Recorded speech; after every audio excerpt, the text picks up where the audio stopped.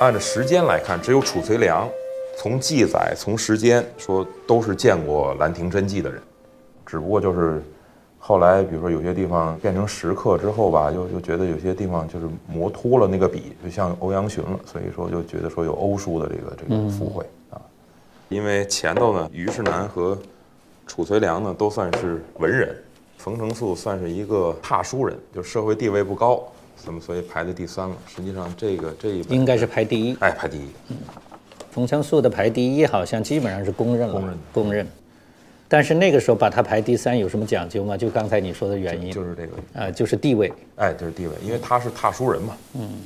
但实际上呢，你要看这个真正这个历史上呢，实际上无论是虞世南也好，还是这个欧阳询也好，其实他们2个人活着的时候，兰亭还没到李世民手里头。对，褚遂良由于当时就算是他见过真迹来临，他由于自己也是一大家，对，所以他自我的这种用笔的方法呀，还有自己的气质啊，自然而然也会带进去。所以呢，像这种你讲的，越是身份地位没那么高的人，他反而有虔诚之心，对吧？他就更加靠近于追慕的那个版本。因为当时说他编这个右军书目嘛，给李世民，就是所有的这个17帖什么的都是他负责编的，所以说他是见过这个，就是说我们能够看到的原貌基本上还能够体现出来，包括这个间距越写越密，就是其他的临摹本，包括刻石上面，全是等分的，只有这一本《艺文类聚》里编的里边有专门一条，就是说3月3，就是当时就是到唐朝人看到的很多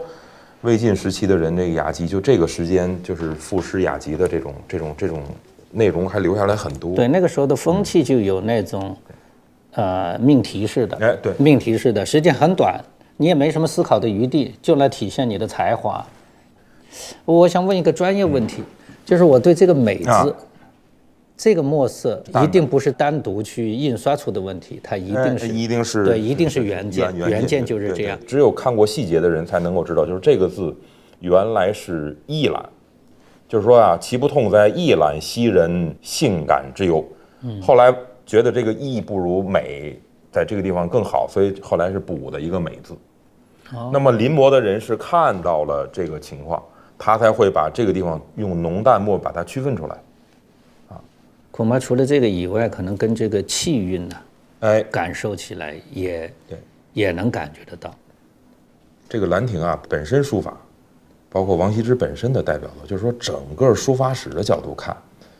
就说这件东西都是一个承前启后的一个开篇的东西。那为什么？在这个之前没有这个题材的书法，我们在这个之前看到的，要么是碑，要么是奏章。要么是信札，没有这样一种有点类似于文学艺术综合在一起、书法结合在一起的这么一个创作性的东西。其实这也是定义了，就是书法艺术在这之前实际上是没有那么强烈的这个含义。其实就是文人的心胸想象以事件情景融为一体的，即时性的，对，而且一个书法家和他的作品关联在一起。这个也是开始。一幅帖不仅把兰亭变成了一个中国文人雅集的典型案例，同时也是等于是开创了书写的一代新风。